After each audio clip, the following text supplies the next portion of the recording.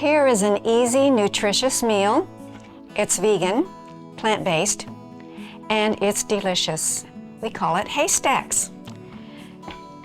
We like to find the most nourishing, if you can say that, chips that are out there.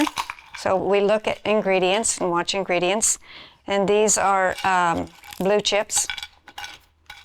It's the chips, and then you put rice on that. You can use brown rice or white rice, your preference. Beans.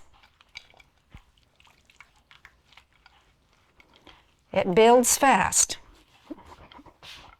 And this is cashew cheese sauce, which is very delicious. Then you just add what you like. Lettuce, tomato, olives, and onions.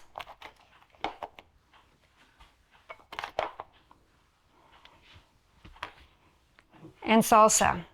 We like this salsa because it doesn't have vinegar in it. I don't really care for vinegar, never have.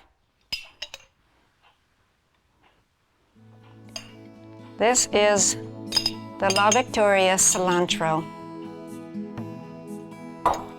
Now, isn't that beautiful? It looks good enough to eat.